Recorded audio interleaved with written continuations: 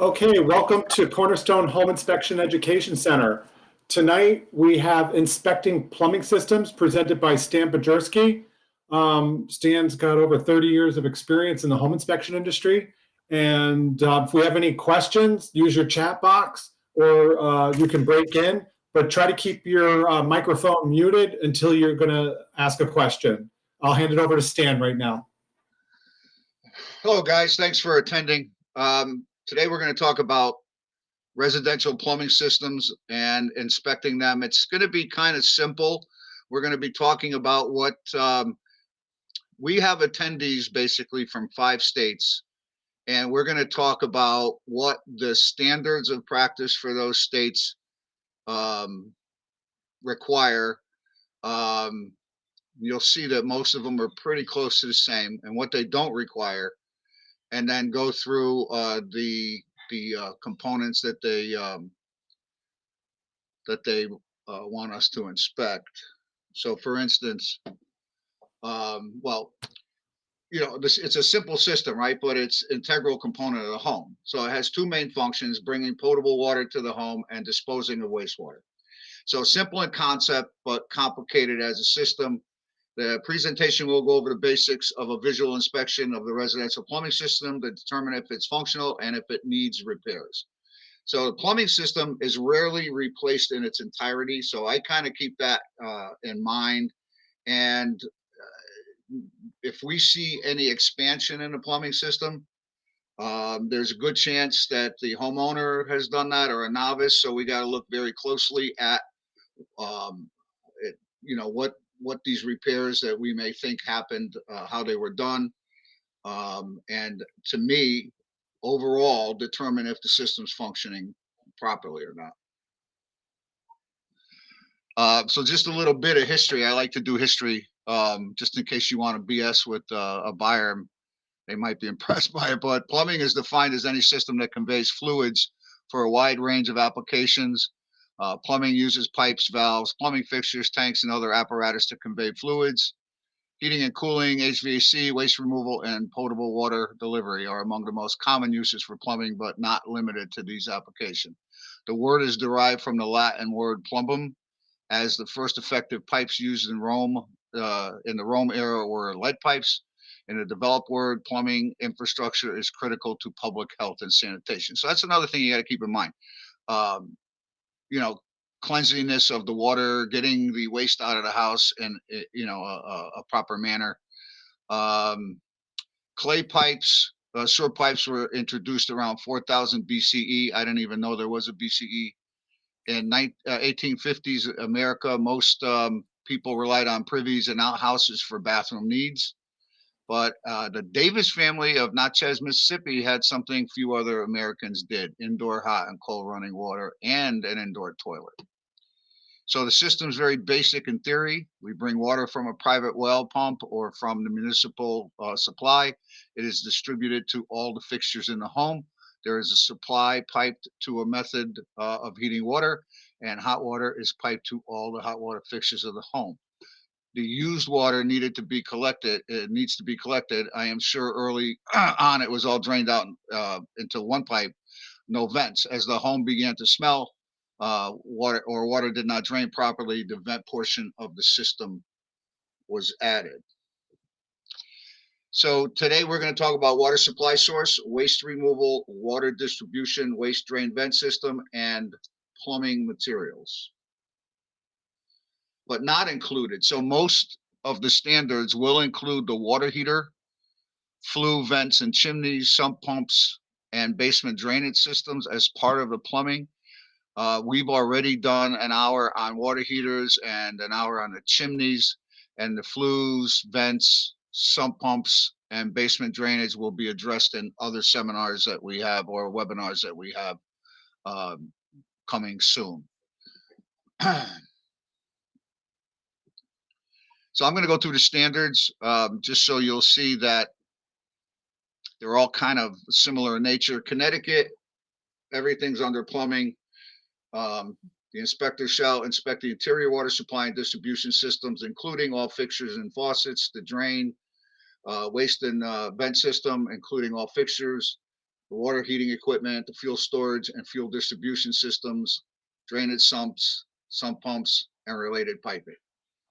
The inspector shall describe, so I take that as report on as well, the water supply, drain, waste, and vent piping materials. If the water supply to the building is from an on-site well pump system, then the inspector shall describe the visible components of that system, the water heating system, including the energy source and the location of the main water and main fuel shutoff valves. The inspector is not required to inspect clothes washing machine connections, wells, well pumps, or water storage related equipment. I guess we just need to describe them. Water conditioning systems, solar water heating systems, fire and lawn sprinkler systems, or private waste disposal systems. The inspector is not required to determine whether water supply and waste disposal systems are public or private, or the quantity or quality of water supply, well yield, well pump longevity, or the internal condition of water storage equipment. So me personally, I have a big problem with, and I understand why they're saying this, not required to determine whether the water supply and waste disposal systems are public or private. So the water is kind of easy, right? You either, well, I shouldn't even say that, but you're either going to find well equipment or you're going to find a meter. We'll talk about that later. But once that pipe goes out for the septic or for the sewer, you don't know if it's septic or public. If you look at the listing, you'll probably see someplace that it'll be on there. But I couldn't leave a house if I couldn't tell people whether it was private or public, whether I have to inspect it or not. I would want to let them know. That's me personally. And the inspector is not required to operate safety valves or shutoffs. Hey, Stan, Yes. on D there for the waste systems, I'll tell you what I do for my reports. Obviously, I look up all the information I can, but one of the things I do, whether it's septic system or whether it's town sewer, I put a disclaimer in there that basically says, even though the home inspector has noted in the report that it's public waste, the home inspector does recommend that you call the town hall to confirm and verify. Either way, this way it protects you, because I've done systems where everybody's claimed it's public and it's not. It's a septic, and then everybody's screwed. And I've had similar situations too. That's why I put verify with the municipality. You know what? It's covering our ass, but it's also helping the buyers make sure that they know what they're buying. Right. So Florida also has it under plumbing system of their own, and they're very similar. They identify the components that are supposed to be inspected. Plumbing related vent system, flues and chimneys, that was not in the Connecticut. Drainage sumps, things of that nature, materials used for water supply, just like Connecticut. They shall inspect all the visible and readily accessible plumbing systems and components. They're not required to inspect wells or water storage related equipment, water conditioning. So pretty much the same exclusions as well. They're not required to, this is where they get a little more detailed, test shower pans, tub and shower surrounds for leakage, operate safety valves or shutoffs, determine whether water supply and waste disposal systems are public or private. So that's going to be a common theme as well. Determine the quantity of water or functional flow at the time of inspection, and with the exception of maybe one or two phrases there, it's the same. Mass, plumbing system, observe and report on, the water supply and distribution system. They have extra wording here, including supports and insulation. The drainage, waste and vent system, piping, including supports, and B, traps. So pretty much the same as the other two states. They include the water system, hot water system, water heating equipment, normal operating controls, the presence of automatic safety valves, flue piping.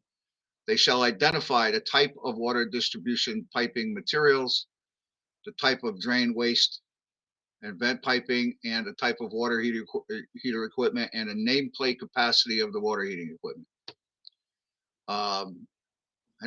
Connecticut's not required to do that, but I do. I just think it's good to have in a report for the clients more than us. The location of the main shut-off valve. Inspector shall operate all plumbing fixtures when practical. I like that, including their faucets if readily accessible. The test operation, they're not required to test operation of any valve except water closet flush valves and fixtures. Collect engineering data on the size or length of water and or waste systems and or remove covering materials. They do not have to report on the adequacy or efficiency of the in-place system to provide sufficient hot water to the dwelling, sufficient water supply or drainage. State the effectiveness of anti-siphoning devices. Determine whether water supply and waste disposals are public or private. And observe, operate, or report on exterior hose bibs, fire suppressant, pretty much all the other stuff, underground pipes. So they're a little more detailed than the other two, than Connecticut. Not a lot, but I think the more detail you put in there, then the more we're all on the same page. Jersey, inspect. I read all this already, so it's basically the same as the rest of them. So as there's a theme, all these kind of follow the ASHE standards, which were the only standards until states started developing licensing, and a lot of them took the ASHE standards and developed them a little bit. Let's put it that way. So when you get in the home, you see a pipe like this going out the foundation, right? So theoretically, we don't have to tell anybody where it goes, right? We just know we got a waistline. With the internet today, you probably got a good chance to know if it's listed as city sewer or septic. So I try to look the homes up before I go and see what that, or if they hand me a disclosure, I try to determine what it is. Of course, if we don't know or don't have any idea, then I tell them they need to find out. And even if it does say the city sewer, as Jim said before, I'm going to tell them to verify that. It kind of happened to my son. He bought a condo in North Carolina. And, you know, in 35 years of doing home inspections here in Connecticut, I don't think I ever came across a condo with a septic system. And he bought the house, and then we went to visit, and he started talking about the septic system. And he had sent me the report, but I didn't even think that a condo would be on septic. And I couldn't understand why the backyard was so big. And then when he mentioned septic, I don't even think it was a common septic. I think each unit had its own septic. A year and a half later, he still doesn't know. I told him he better find out, and I told him I would pay for a septic evaluation, and he still hasn't told me. So this is what may even happen when you write a report. They're so interested in buying a house and getting settled in that they may not follow up on some of your recommendations. Water source, well water, or municipal water. I'm going to say 95% of the time, you're going to either see a well casing popping out of the ground or well equipment. Sometimes they're in a pit. You probably find that as well. No pun intended. So I think it's a little easier to determine if we're well water or municipal water. Most of the time you'll see a meter if it's municipal. However, sometimes you may not. It might be buried. You may see this cap. If you walk out of a house not knowing where the water comes from, I think my personal opinion is just to cover your butt, because even if you hand your standards out, I don't think people really review them until there's a problem, and then they'll go back and take a look. But I personally try and determine what's going on, and if I don't know, I will tell them to figure it out.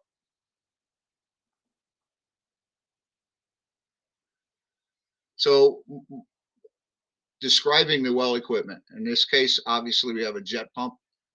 I would try to tell them how old it is so I can they have an idea how long they can rely upon it. And a tank. and some filtration system here, softener. And that's what we have to put in our inspection reports. Then if you take it a step farther and you operate it, I tell them what the cut in, cut out pressures are. I operate it, I look for leaks. But I always offer or tell them that they should consider having a well company come in and maybe do a yield and recovery test just to make the offer. Because I'm not going to be able to tell them, I don't even want to tell them how many gallons per minute output and recovery the well is, because that's not my bailiwick. And we don't have to according to the standards. Supply and distribution. So if you have city water, the old fashioned supply will be your main coming in through the meter, going through your supply pipe, and then breaking down to all the fixtures here. And then of course we have some of these new fandangled manifolds here, which I think are fantastic. To me, I'm still not 100% into plastic piping, but it's great to have a home run to each fixture here, I think anyways. I don't see a whole lot of these though, even in new construction, maybe just a dozen a year, but I think I would be pretty happy with this in my house. So you would identify, at least I do, whether it's a single supply line or manifold, and then I kind of explain to them what this is all about, and if they want to dabble with it, how to use it. I usually tell them stay away from plumbing and electrical repairs though. Incoming lines, right? They could be iron and galvanized. I scrape them all if there's enough pipe to determine what's going on here. This is a no-brainer right here, I guess, when you see something like this. There's a lot of iron pipe and a lot of lead pipe still left in Connecticut. And when I find them, I tell the people to check with the municipalities. Now, some of the feedback I got is that theoretically the municipalities testing the water periodically, and they won't replace the pipe unless they absolutely have to. I don't know if that's true, but I at least pass that information on to my folks and let them run with that. And they probably would do if they do the full water package, they get a lead test as well. So these are the kind of things that you need to spend a little time, in my opinion, trying to identify. This is a white fitting on a lead pipe here. I stole this picture. I don't know if this was the main going into a shutoff. This was from, even the clamp around this lead pipe has restricted it a little bit and pushed it and blew this pipe up here. So anytime you see any of this, I'm just telling them they really should try and get rid of all this lead. And then in the supply and distribution systems, we are obviously including the fixtures.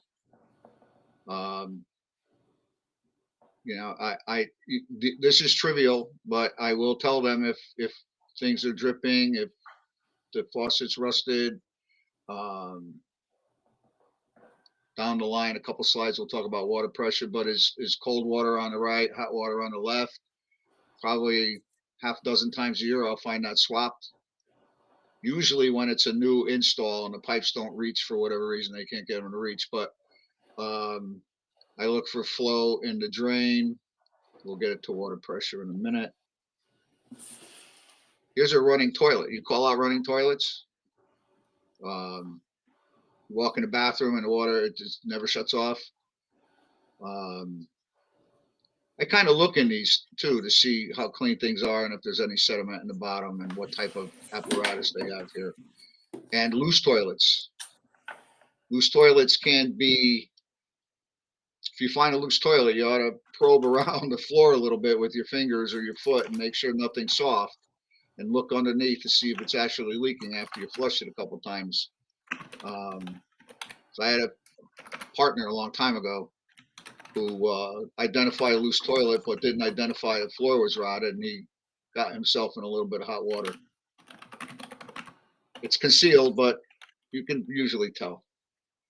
I will call out stuff like this when the shower head is leaking. Simple fix, but if a bunch of these little things pile up after they move in a house because they weren't paying attention to you and they weren't in a report, they can make your life miserable. So this guy here was leaking down. This is a flip, leaking down across the tub and on the floor. So that was, and even though the faucet's wet from the shower, it was actually leaking out of the faucet as well. I know the picture doesn't depict that, but so I kind of write those things up so that doesn't come bite me in the ass. This is low water flow. This is a couple hot water fixtures on, and we got nothing. So is it the aerator? Is it the valves themselves, the washers? Yeah, tell somebody's got to come in and kind of figure out what's going on, but that's not good. That also could be, if there's low water pressure in the house completely, then you may need a jockey pump. And I have found that most of the time when a jockey pump is in a house, the house is quite a distance from the street. And half of them are just the pump. So they just come on and off, on and off. I recommend when I see just the pump that they be set up with a pressure tank, kind of like a well, so we can store some of that water instead of having this thing just banging the pipes and turning on and off every time they open a faucet. But they're out there. No stopper. I don't know if you call that out. I had a lady with a single mom with years and years and years ago, and it stuck in my head. There was a rubber stopper, and I told her, oh, your mechanical stopper is not functioning, but you got the rubber stopper. And she read me the riot act because she has 2 kids, and they kick the stopper out, and the tub empties, and that's a big concern for me. So ever since then, I put them in a report. If you want mechanical stopping, plumbing repairs are needed, because I don't need single moms reading me the riot act. Stopper that doesn't work. I'm sorry. What do you call this, Jim? Diverter valve. Diverter valve that doesn't work. Won't put the water up there or won't put all of it up there. I call it out either way.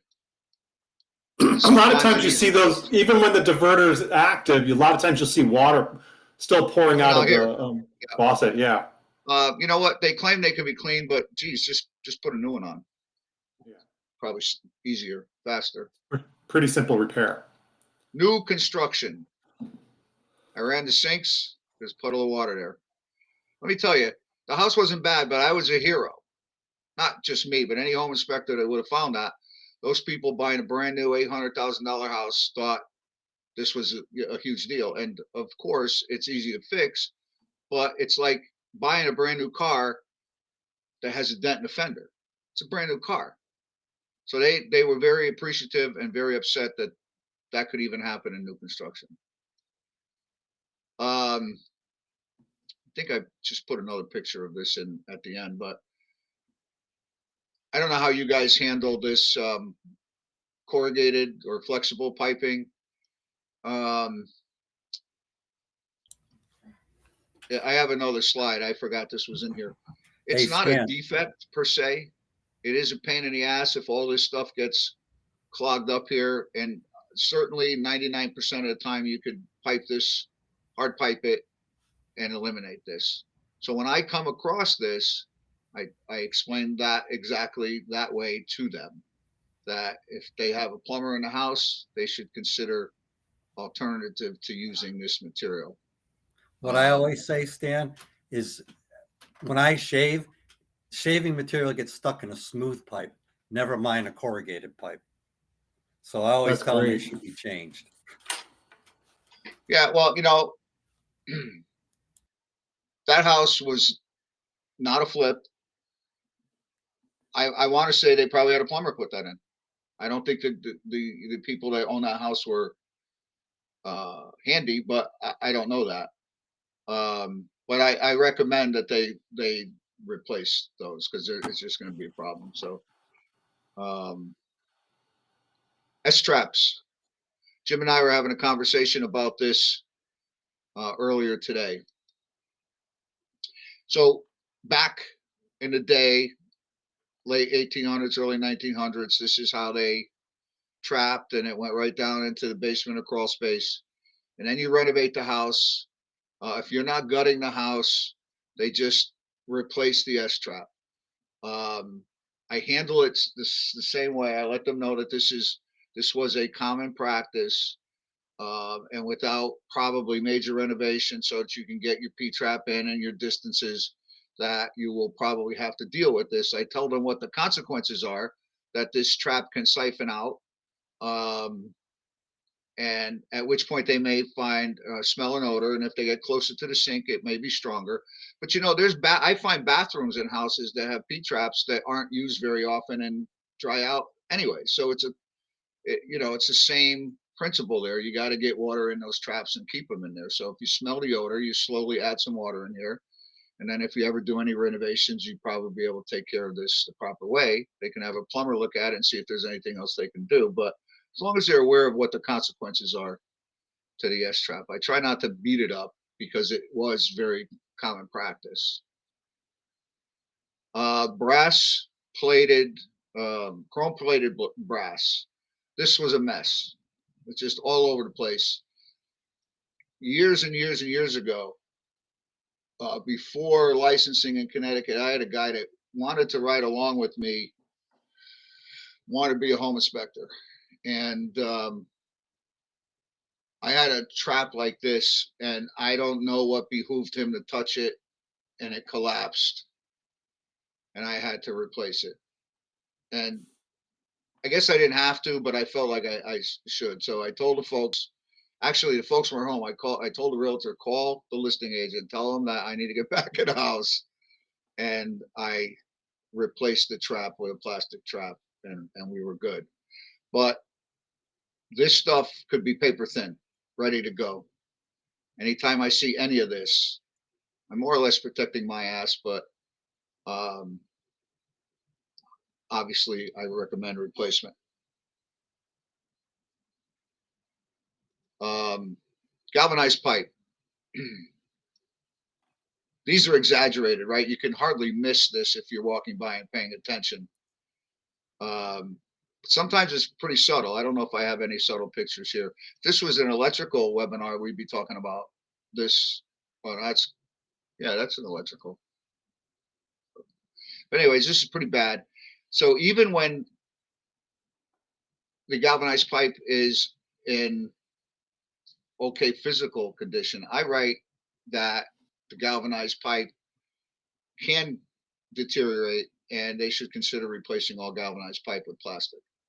So this way, when it does go, they're not going to come yelling at me. This is more subtle. These little pinhole leaks that start. A lot of times where the threads go into these fittings, they just stay wet. This was discoloration more, but I told them all this should be done with plastic. Whether they listen to me or not, at least it's in my report.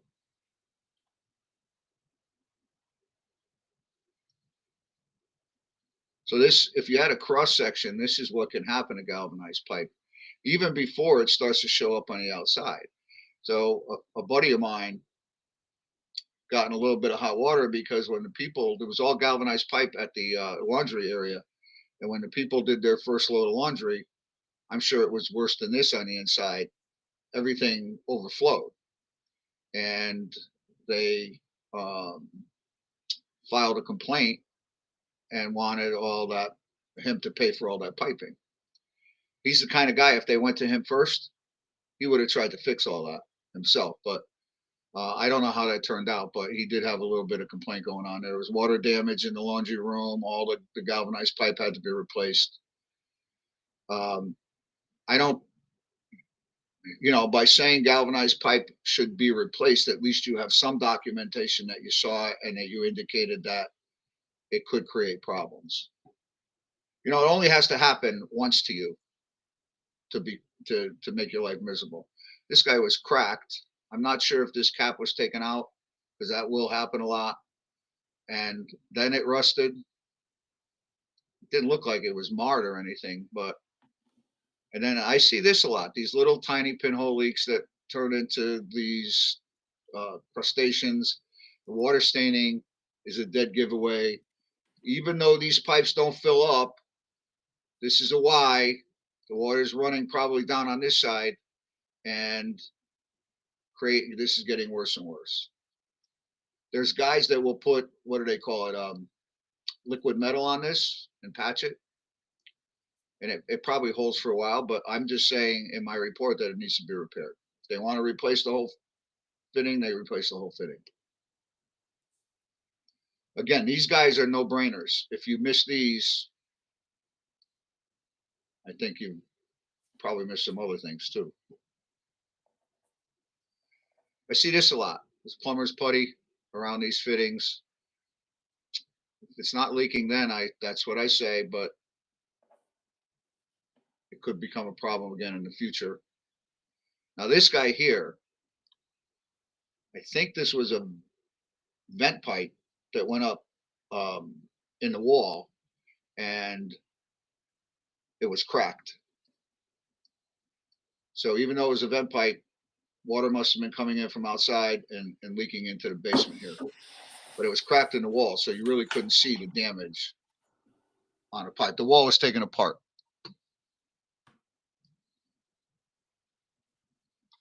Again, this minor pinhole leak. So this was having a problem for a while here. And eventually these are going to become big issues, and that stub and that Y is probably, our T is going to have to be replaced. So here's a crack in an elbow that if you walk by this really quick and weren't paying attention, you probably could miss. So easy to miss. What's that? So easy to miss. Yeah. So you really got to like pay attention, especially with the shorelines, bottoms of them, when there's long lateral runs. I get down on my hands and knees and look at the bottom, even if there's no water stains, because you don't want to buy this. You don't want to pay for that replacement. So anytime I see a brand new sewer line cap, it's warning, like lost in space. Why is there a new cap in the clean out? We might not know at the time of inspection, but I certainly put it in my report that there's probably something going on with the sewer line where it exits the house and goes to the street. And you can go outside and look and see if there's trees in the area, tree roots, but something went on here at some point in time. And also just locating that also, how many finished basements, especially like on raised ranches, you come in, a contractor goes in, finishes the space completely, encapsulates everything. It's the one thing when I start doing my plumbing, I want to find that clean out, because I can tell you that I've put it in. I've had at least 3 instances where clients have called me and said, you know, we've had a backup. It's 5 years later. We don't blame you, but we can't find the clean out. And I look up the report and I say, the home inspector could not find the clean out, you know, get a licensed plumber in there, and they got to cut through walls or whatever. But that could be a huge issue. And most of the time it's not, because, you know, you can 30, 40, 50 years, never have a problem. But it's the one time that you don't say, I couldn't find it, that's when they need it. I agree. And that's a good point, Jim, that, so there's a part in my report that makes me say, yes, I found it, or I don't find it. Yeah. And then if Same I don't here. find it, I will elaborate that they should have one. Now, the alternative to this is to pull the toilet and try and snake from a toilet, but that's not always going to work either. So I always recommend, if we don't have one, that there should be one. Right. And what's your just, I know it's a little off topic, but what's your recommendation for home inspectors getting into sewer scope? What's your feeling on it? Just your personal feeling. So I was going to do that. I don't know why, because I don't see that many home people doing it as part of a home inspection. I talked to a couple guys around here that do it, plumbers, actually excavators more than plumbers. And once they told me all the horror stories they went through, I just didn't think it was worth it. plus, if I'm not doing it all day, every day, I don't think I could be good enough at it. Right. And you know what? I'm going to be honest with you guys. When we started putting this together, I got on a bunch of Facebook groups. Probably the worst thing I ever did, because it just reinforces how all over the place our profession is. But there's guys doing that and then have to post on Facebook and ask people, what is this? What am I looking at? So there's certain things we can do that we can become good at as part of a home inspection. And generally, those are the things that we do more of. Like, I'm going to say that when the market's good, I probably do 80, 90% radon testing with my inspections. All right. So I do that every single day, basically. Water testing, I probably do 80% with my houses that have wells. But anything else that I can't sell on a regular basis, I don't want to do. And that's just my feeling. If I'm not doing it every day and I can't call myself a professional at it or an expert at it, I don't really want to do it. So that, I mean, it's an add-on. And if you're doing it right, you can make some money. It's also going to keep you at the house a lot longer. True. And sorry, after 35 years, I want to get out of the house. I'm not going to say as fast as I look at Gary. not to shortchange them, but I don't want to be there any longer than I have to. Right. So that's me. That's a grouchy old man that's had enough of this. Totally agree. To be honest with you. So one time in 35 years, I had to look twice at this. This is the sewer line going through the chimney. Nice. And honestly, I had to think about that for a little while. And I eventually, I told him, I said, once in, I don't even know how many home inspections I've done in 35 years, but I said, I've never seen this before. And, what's the chance of that small section of pipe going bad inside that chimney? And with my luck, probably it's bad. Right. But how else are you going to do this? Were you going to come around the chimney? There was no other way to reroute this pipe in that house. So this was a dead base chimney as well. There was no clean out at the base of this chimney. You had to pull this pipe to look in there. So I told him, look, I'm not happy with this. If there's another way to do it, I would do it. But at least when the chimney guy comes, if he takes the pipe apart to clean your furnace, which he should, somebody got to take a look at there and make sure that pipe is good. But this was like a stumper. I'm not one short of words. But that day I was for a little while. How about duh? I hope that's not in service, because you're going to have to cut your wall open to use that valve. And that's what I told him. I said, I don't know what's going on here. You're going to have to open this up and see what the heck that's for. I hope it's not in service. But then they should have took it out and rocked the wall.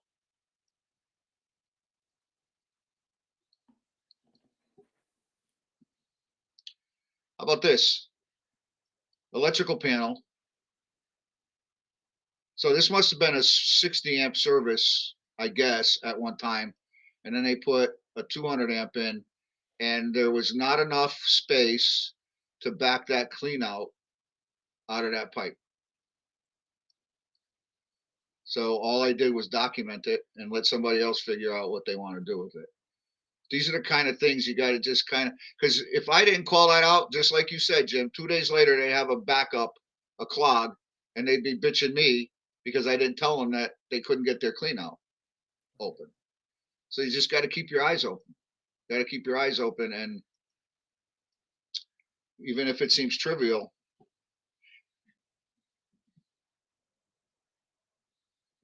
here's another one, dead giveaway. Bob's #1 drain and sewer cleaning sticker. I don't think Bob was going from basement to basement putting his stickers out there. There's a reason why that's there. If I see a sticker that says drain cleaning or sewer cleaning, it's going in my report. And I'm telling him that something happened and you need to find out what's going on with your sewer line. And again, step outside. Are there a ton of trees or stumps? It's there for a reason.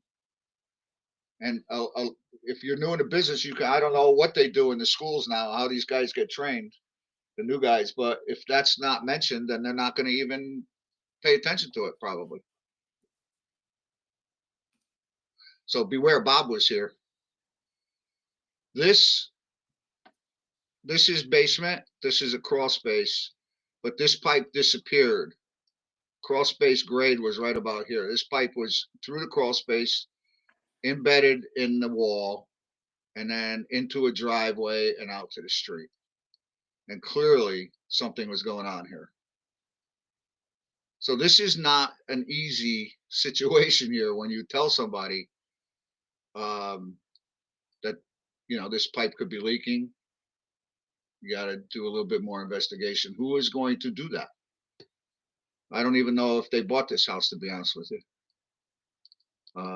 I guess you can cut this, clear the concrete away, scope it, and then rebuild it. But I don't call back to find out how things are going. I wait for them to call me back, schedule another home inspection. So for years and years and years and years, forever, you didn't want to glue ABS and PVC together. And I could see somebody driving around in a plumbing van without ABS and putting PVC in there. And today, this blue or green, whatever you want to call it, glue is supposed to be compatible to both materials. Even when I see it, I tell people that this is just probably not a good idea. The plumber could have took a trip and probably got these fittings and ABS someplace, but I don't know. I don't even pay attention, but are they readily available at Home Depot and Lowe's and stuff like that? Or is it all mostly PVC? I don't know, but I always bring this to their attention, whether I see the compatible glue or not.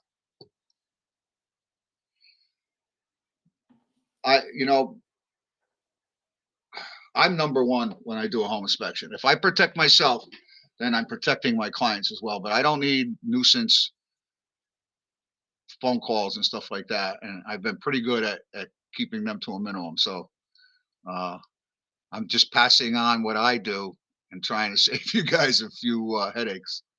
So other piping material. So copper is tried and true, right? Been around forever. We know how to work with it. We know what it's, doesn't have a lot of downside, but we know it very well. Copper was also used for sewer lines. At least around here, still see a lot of it. When we had a couple waves of foreclosures, I had several inspections that had to be canceled because the house, two of them, they took the copper while the water was on. But the pipes would all be gone. It was pretty bad, that one wave. The other thing about copper piping, I don't know if you're going to get to it, is uric acid. The acid in your urine can corrode the inside of that copper pipe, and you'll get a split in the pipe. It's something that I write down the material in the report. I don't put that in the report, but I do tell my client I probably should put it in the report. Might be something that I upgrade, but that is something that I've seen before. Just the flow of the water, the acid in the urine will corrode the inside of that pipe eventually. Well, you know, that's a good point, Jim. I don't have that in here, but I do, and it's not in a slide, but we're going to go back to copper supply. So when you have a house on well water, you should have used the thicker wall copper pipe. Okay.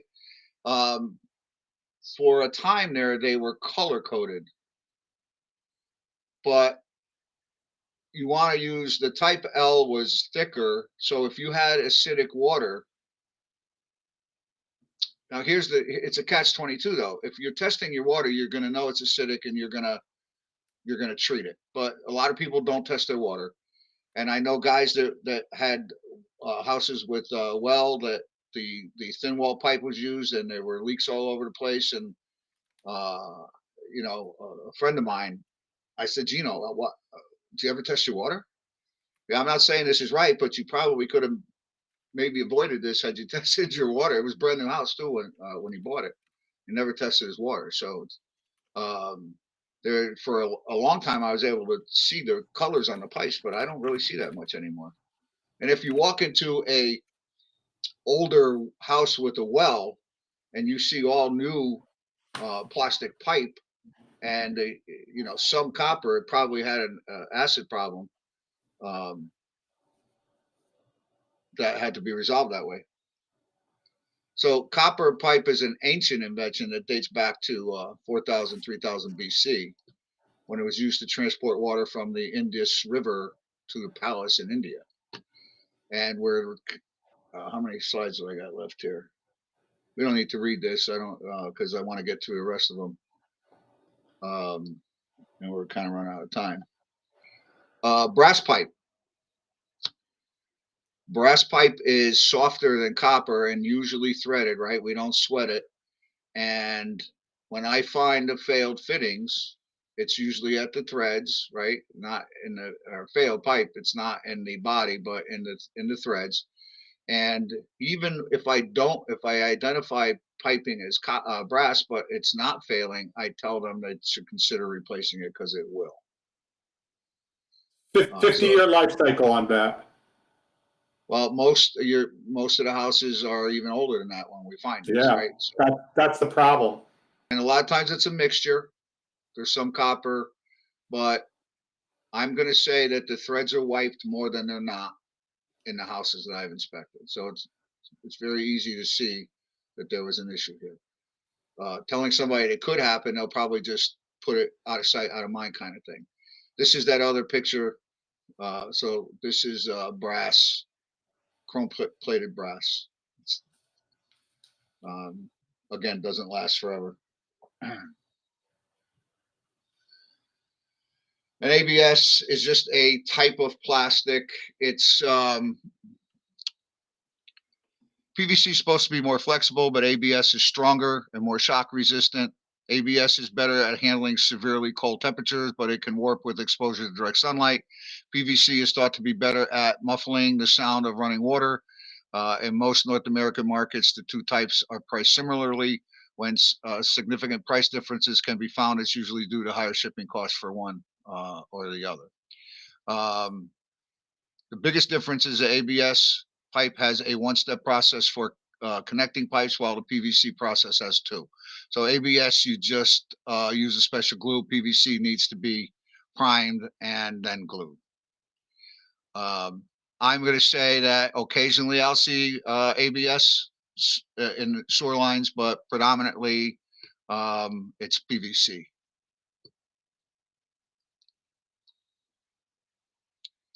And here's PVC. Durable, resists to damage from weathering, chemicals, and other corrosive materials. Easy to install, does not require special tools or training. And half the time that's pretty evident. It's relatively inexpensive compared to other piping materials.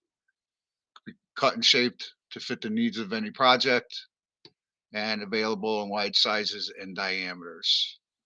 It is susceptible to extreme temperatures, which can cause it to become brittle or warp over time.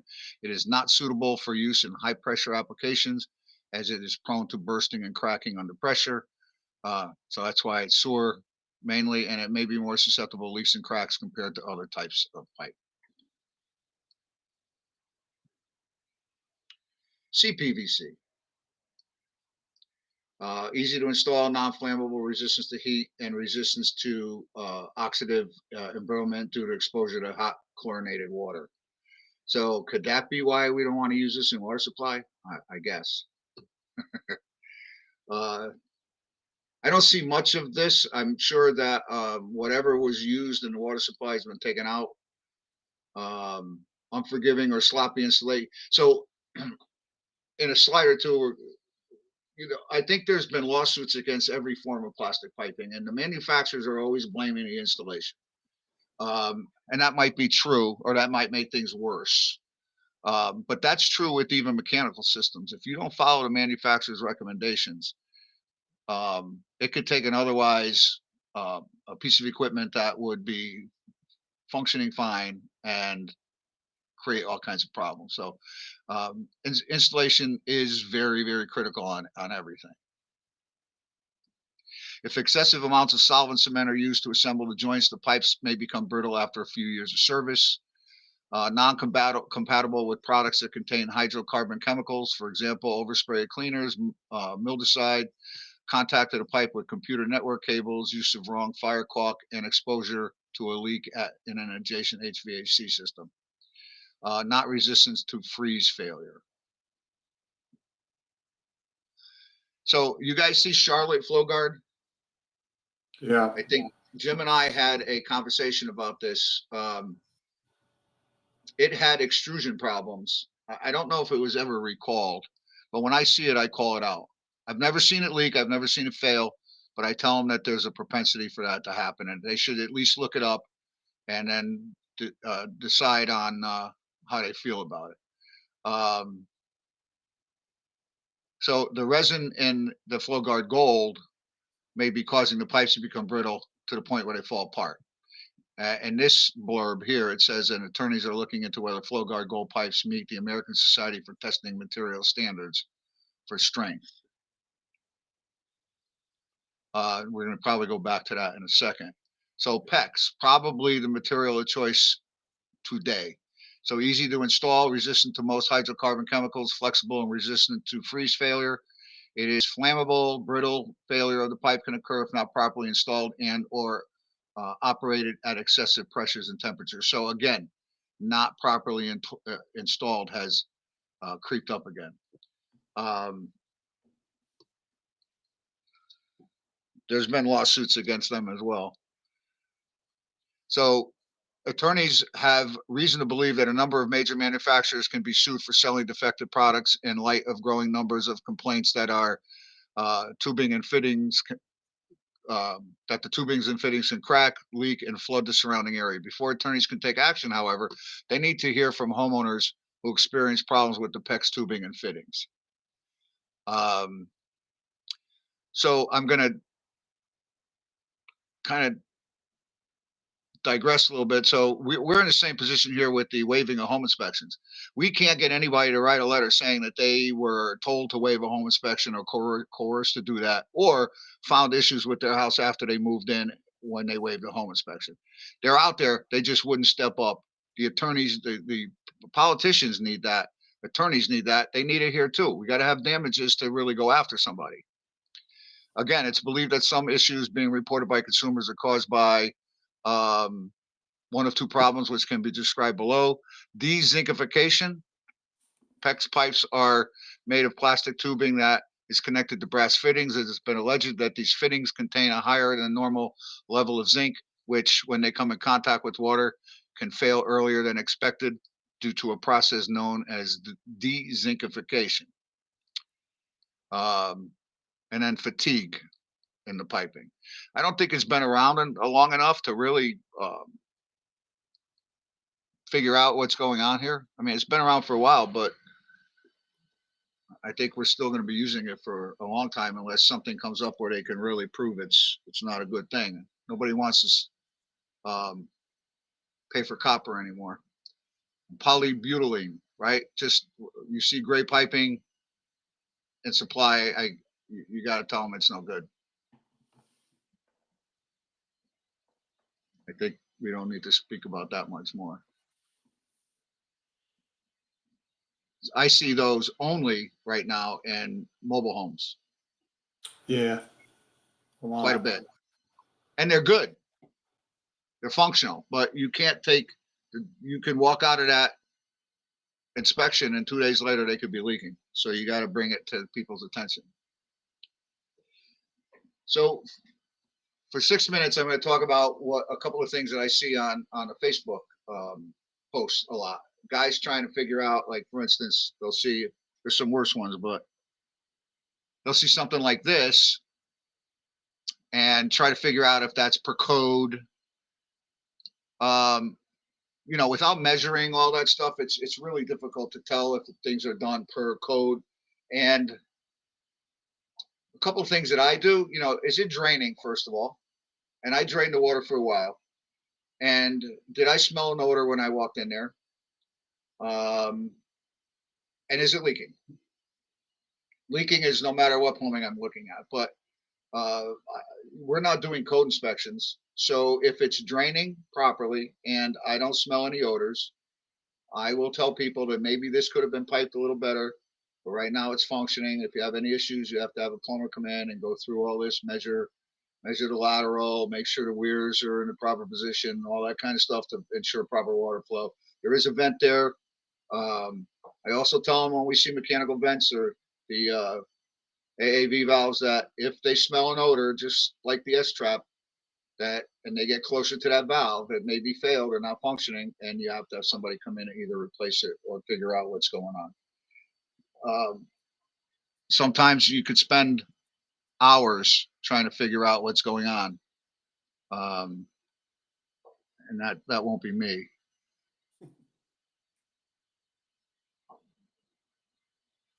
We talked about the flexible drain lines. I thought I didn't realize I had it in the other one. So here's one that happened the other day. So I just thought I'd throw it in because we were having this webinar. So a vacant house. It was an estate, so it wasn't vacant for a very long time. It was really not in bad shape, and I could not identify the supply line. If you look at that elbow, it was too close to the wall. I tried to scrape some of the schmutz off it, but I couldn't get to the pipe. So I went about the rest of my inspection, and when I started draining the water, so I run water for a while, and then I stop the drains when I can, because I want to see, if you're draining water and not letting the sink fill up, the drain may not leak. But if you fill the sink up a little bit and then open the drain, those pipes fill up and they could leak. So that's what I do. But as I was filling up the drains, I noticed the water was pretty dirty, and it was at all fixtures. So, there's a couple things that first I thought it might have been the water heater and only on the hot water side. So I tested the hot and the cold, and it was the same thing. I live in Milford. This house was in Milford, Connecticut, and sometimes they're working on the drains. It's winter, so they probably wouldn't be. And they'll alert you though that you may get dirty water, not drains, the supply lines. So I didn't think that was the case. If that's galvanized or iron pipe and it's leaking, it's rusted, or water is soil dropping in through a hole, who knows? So the only way to handle that is to tell them they need to contact the utility company to see what kind of pipe that is, and further investigate this, because it was in every sink of the house. It wasn't limited to one fixture. I didn't have any other explanation. So I thank the white sinks, because it was very obvious how dirty the water was against the white sinks. But so those are kind of some of the things that you want to, keep an eyeball out for when we're doing plumbing. I know some of this is very. Don't let your water run unsupervised, because I can tell you that I've heard from a couple of inspectors, people I've trained. I let the water run in the kitchen. I went to go do the basement, forgot the water was running, and the sink overflowed. So have an agent go back and check, but it's good to let water run for a long time, but you shouldn't really leave it running unattended. Scott, who's not here tonight, Scott runs the shit out of the water system to see if anything leaks into the house around the sewer line. I do to a certain extent, but it's basically for my plumbing system, but he goes way farther than I. But I don't leave a sink. I put a real estate agent in charge a couple times, and the next thing I'm doing my thing, and I see them wandering around the house with the sink still running because they got bored. So when I run these things, I kind of stick around and fiddle with my report, and I tell people what I'm doing, and they're fine. It's usually real estate agents think we're wasting time, but again, number one, I got to protect myself. So right. So I'm sure if you've been in this business long enough, you've seen every single one of these defects multiple times. Sometimes we're just going to go over things that Gary and I were talking. We've been doing this for a very long time, and when I was an ASHI member, I had to get credits to be an ASHI member, and then the state of Connecticut instituted licensing in 2001, so I had to get continuing ed credits. And there's only so many ways you can spin a septic or plumbing or electrical. So Gary and I were talking. We have to look at this as a refresher more than a newer person looking at it as some very beneficial information. People are coming into the business now, and even though they get 140 hours of training, and once you get in a house, there's a lot of book smarts and maybe no practical smarts. You got to put it all together. Right. So seeing this stuff and hearing somebody explain what they did after, to me, is probably pretty valuable for the new guys.